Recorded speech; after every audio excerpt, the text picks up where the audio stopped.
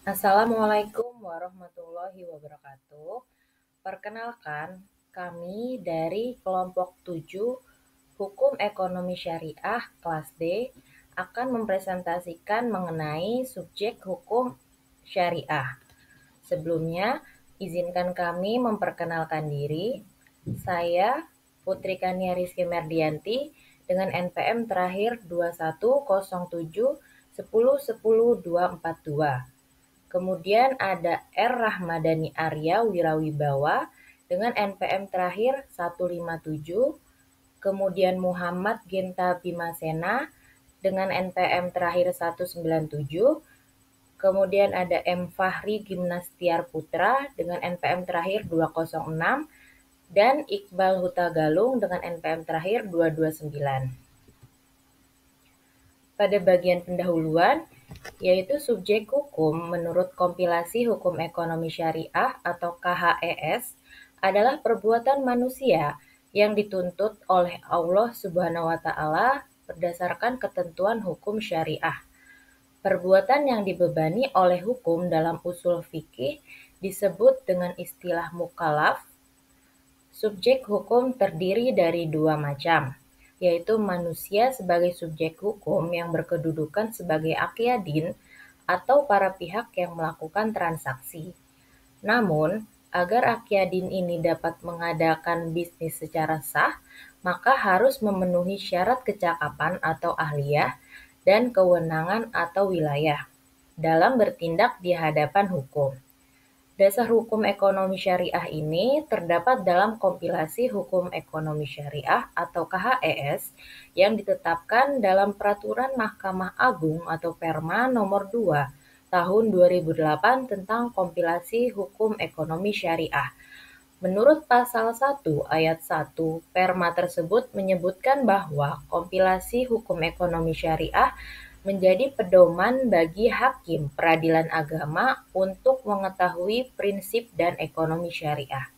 Untuk selanjutnya akan dilanjutkan oleh teman saya, dipersilahkan. Selanjutnya, siapa saja subjek hukum dalam syariah? Yang pertama, individu atau mukallaf. Dalam hukum Islam, individu yang telah memenuhi syarat tertentu seperti akal dan balik atau dewasa dianggap sebagai mukallaf. Mukallaf adalah orang yang dibebani dengan tanggung jawab hukum baik terhadap perintah maupun larangan Allah. Tindakan hukum yang dilakukan oleh mukallaf akan diminta pertanggungjawabannya di dunia dan akhirat. Yang kedua, badan hukum. Selain individu, badan hukum juga diakui sebagai subjek hukum dalam syariah. Badan hukum mencakup organisasi, perusahaan, dan lembaga yang memiliki hak dan kewajiban yang sama dengan individu. Namun, badan hukum tidak dapat bertindak sendiri dan harus diwakili oleh individu. Selanjutnya akan disampaikan oleh teman saya. Ya, selanjutnya perbedaan subjek hukum, individu, dan badan hukum dalam konteks syariah. Yang pertama, badan hukum sebagai pendukung hak bersifat terbatas tidak seperti manusia yang mempunyai hak berkeluarga, pertalian nasib, waris, dan sebagainya. Dan juga ada berakhirnya badan hukum terjadi melalui kesepakatan para pengurusnya atau melalui putusan pengadilan. Sedangkan subjek hukum manusia berakhir dengan kematian manusia itu sendiri. Badan hukum juga membutuhkan pengakuan secara hukum yang ketentuannya diatur oleh peraturan perundang-undangan, sedangkan manusia tidak membutuhkan pengakuan secara hukum. Badan hukum juga dengan segala rupa tasarufnya, mencari hasil, berusaha, dan sebagainya, hanya menjadi kurang atau hilang apabila hal-hal yang datang kemudian. Badan hukum berkembang menurut perkembangan manusia itu sendiri, dimulai dari ahliyah nakisah berakhir pada ahliyah kamilah, yaitu apabila seseorang telah dewasa, berbeda dengan manusia. Ahliyahnya telah sempurna dengan berwujudnya syakhsiyah ini dan tetap tidak berkembang. Badan hukum tidak dapat dijatuhi hukuman badan, yang dijatuhi hanya hukum perdata saja. Selanjutnya akan dilanjutkan oleh teman saya. Baik, selanjutnya adalah akibat hukum dari perikatan syariah. Yang pertama adalah tanggung jawab. Dalam fikih muamalah dikenal dengan istilah wa'ad, yaitu janji antara pihak kepada pihak lainnya sehingga pihak pemberi janji wajib melaksanakan kewajibannya. Diatur dalam surat Al-Maidah ayat 1 yang apabila diartikan, hai orang-orang beriman, penuhilah akad-akad itu. Pihak yang berjanji wajib memenuhi janjinya dengan melakukan dan atau tidak melakukan perbuatan hukum tertentu. Pihak yang berjanji wajib bertindak jujur sesuai asas syiddiqah. Apabila ada kesalahan, ingkar janji dari pihak yang berjanji, maka wajib mengganti rugi atau dikenal dengan istilah daman, pembatalan akad, peralihan resiko, membayar denda dan atau biaya perkara. Akibat hukum perikatan syariah yang selanjutnya adalah hak-hak. Pihak yang diperjanjikan berhak mendapatkan atas pemenuhan prestasi dari pihak yang berjanji. Contohnya seperti pembeli yang berhak mendapatkan barang setelah melaksanakan kewajiban pembayaran. Pihak yang diperjanjikan berhak membatalkan perikatan apabila disebabkan oleh pelanggaran syarat atau kondisi tertentu yang merugikan, dapat disebut dengan fasah. Pihak yang diperjanjikan berhak atas ganti rugi atau kerugian yang didapatkan dari kesalahan pihak yang berjanji.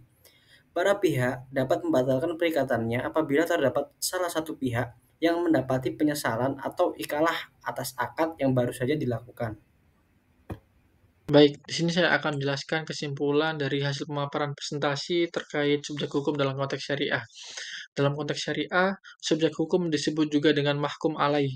Mahkum alai merupakan orang-orang yang dibebani dengan hukum atau orang-orang mukallaf itu sendiri.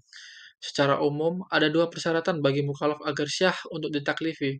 Yang pertama, orang tersebut mampu memahami dalil-dalil dari taklif itu sendiri, melalui dirinya atau bantuan dari orang lain. Yang kedua, adalah orang yang ahli atau cakap bagi sesuatu yang telah dibebani baginya atau yang telah ditaklifkan kepadanya.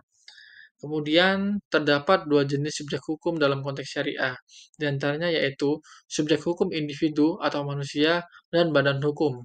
Adapun perbedaannya adalah badan hukum di sini berakhir ketika adanya melalui kesepakatan para pengurusnya atau melalui putusan pengadilan. Sedangkan subjek hukum manusia berakhir dengan kematian dari manusia itu sendiri.